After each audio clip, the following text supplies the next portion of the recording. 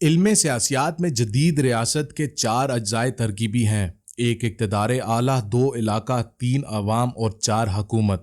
ان چاروں اجزاء میں اقتدار اعلیٰ تو عالمی طاقتوں اور عالمی سودی مالیاتی نظام کے ہاتھوں یرغمال ہے، اور جب کسی ریاست کا اقتدار اعلیٰ ہی یرغمال ہو تو ریاست کا نمائندہ ادارہ حکومت، جسے آرگن آف اسٹیٹ کہا جاتا ہے، وہ مکمل طور پر بے بس ہوتا ہے۔ پاکستانی ریاست گزشتہ 70 سال سے مسلسل امریکی حجلہ عروسی میں مسند نشین ہے۔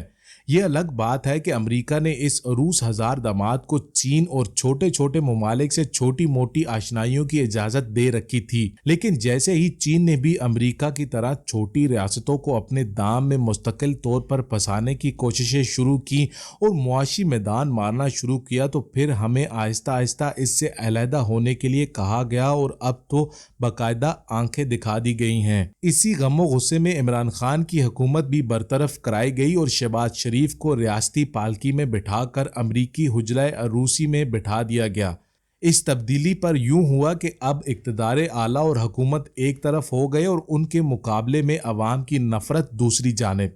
اس سے جس کشمکش نے جنم لیا، اس سے ریاست کا چوتھا ستون یعنی علاقہ اب مکمل طور پر ایک لاوے کی طرح کھول رہا ہے، اور وقت کے ساتھ ساتھ اس کی گرمی میں شدت سے اضافہ ہوتا چلا جا رہا ہے۔ اہم سوال یہ ہے کہ ریاستی قوت اس لاوے کو کب تک اور کس حد تک کنٹرول میں رکھ سکتی ہے۔ اس اہم سوال کے جواب میں حکومتی سطح پر مسلسل تیاریاں کی جا رہی ہیں کہ کس طرح اس آتش فشاں کے لاوے کو خطرناک ہونے سے روکا جا سکے۔ دوسری جانب عمران خان اس لاوے کو ایک بہاؤ کی شکل دیتے ہوئے اسلام آباد لے جا رہے ہیں۔ اس گھمسان کے رن میں کیا صورتحال پیدا ہو سکتی ہے اور بساط پر کس کو شہمات کا خطرہ ہے؟ حکومت پاکستان، جو اس وقت امن عامہ کے وسائل کے اعتبار سے صرف اسلام آباد کیپٹل کی پولیس اور مرکزی حکومت کے تحت کام کرنے والے نیم فوجی دستوں پیراملٹری فورسز تک محدود ہے۔ اسلام آباد چاروں جانب سے صوبہ پنجاب اور خیبر پختونخوا سے گھرا ہوا ہے، جہاں کی تمام لا اینڈ آرڈر مشینری حکومت پاکستان کو میسر نہیں آ سکتی۔ اسلام آباد پولیس کی محدود نفری ایک بڑے جمع غفیر کو روکنے کی اہلیت نہیں رکھتی۔ سندھ سے آئی ہوئی پولیس کے بارے میں تجربہ یہ کہتا ہے کہ وہ خود اسلام آباد کی بھول بھلیوں میں گم کردہ راہ ہو جائے گی اور ہنگامے کا مقابلہ مشکل سے کر سکے گی۔ اس صورتحال میں بھروسہ نیم فوجی دستوں پیراملٹری فورسز پر ہوگا۔ اس وقت پاکستان میں ان نیم فوجی دستوں میں سے 3,04,000 ایسے ہیں جو فیلڈ ڈیوٹی دینے والے ایکٹیو پرسنل ہیں۔ ان میں سے 1,85,000 نیشنل گارڈ ہیں، جنہیں عمومی طور پر حالت جنگ میں سول ڈیفنس، نرسنگ، ترسیل سامان وغیرہ کے لیے بلایا جاتا ہے۔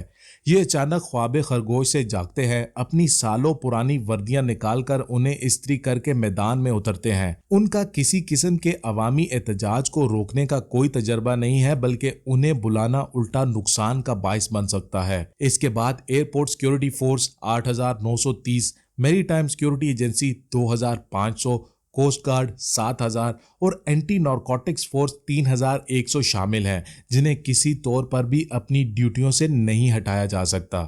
بلوچستان میں ایف سی کے 80,000 جوان موجود ہیں، جو موجودہ حالات کے اعتبار سے اب بھی کم پڑتے ہیں، اور لیویز اور دیگر علاقائی فورسز پر بھروسہ کرنا پڑتا ہے۔ یہی صورتحال قبائلی علاقہ جات میں تعینات فرنٹیئر کنسلبلٹری کے 30,000 نوجوانوں کی ہے۔ اگر وہاں سے ایک کو بھی نکالا گیا تو محاذ کمزور پڑ جائے گا۔ آخری امید رینجرز پر آ کر ٹھہر جاتی ہے، جس کے پاس 1,00,000 جوان ہیں۔ ان میں سے اندرون ملک ڈیوٹی کے لیے 25,000 سے زیادہ میسر نہیں۔ دیکھنا یہ ہے کہ بھارت اور پاکستان کے 3,323 کلومیٹر بارڈر سے رینجرز اپنے کتنے جوان مرکزی حکومت کے حوالے کر سکتے ہیں۔ شاید ایک بھی نہیں۔ اہم تنصیبات پر سے انہیں نہیں نکالا جا سکتا۔ اسلام آباد پولیس اور رینجرز بڑے سے بڑے لانگ مارچ کو وقتی طور پر اسلام آباد سے واپس دھکیلنے کی قوت رکھتے ہیں، کیونکہ اگر لاکھوں کا ہجوم بھی اسلام آباد آ جائے تو اسے چند ہزار سپاہی جدید اینٹی رائٹ ہتھیاروں کے استعمال سے منتشر کر سکتے ہیں، لیکن اصل کہانی تو لانگ مارچ کو منتشر کرنے کے بعد شروع ہو سکتی ہے۔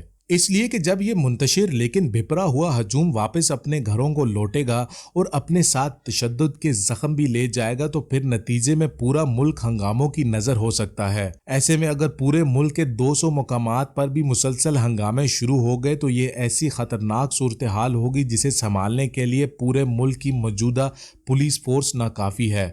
اول تو پنجاب اور خیبر پختونخوا میں یہ فورس خاموش تماشائی بنی رہے گی، لیکن اگر ایمرجنسی لگا کر یا گورنر راج کے ذریعے اسے مرکزی حکومت کے تحت کر بھی دیا جائے گا تو ملک گیر ہنگاموں کو روکنے کے لیے پھر بھی یہ صرف ناکافی ہی نہیں بلکہ مکمل بے بس ہو سکتی ہے، اور اس کا تجربہ 1977 کے ملک گیر ہنگاموں میں ہو چکا ہے۔ خیبر پختونخوا میں آئی جی سے لے کر سپاہی تک 68,176 لوگوں میں سے ہنگاموں کو کنٹرول کرنے کے لیے 25,000 پولیس والوں سے زیادہ نہیں مل سکتے۔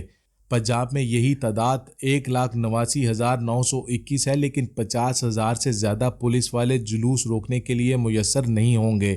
آپ تھانوں، جیلوں، ٹریفک کے نظام، اعلیٰ حکومتی دفاتر، اہم تنصیبات سے سپاہی نہیں نکال سکتے۔ سندھ پولیس کے پاس 1,28,500 ہیں، لیکن ان میں سے بھی کام کے صرف 40,000 ہیں۔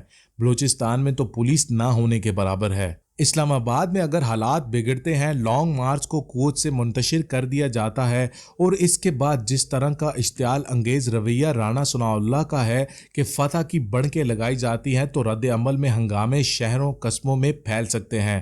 ملک گیر ہنگاموں کی صورت میں ہر شہر کے جلوس کے لیے وہاں صرف چند سپاہی ہی میسر ہوں گے۔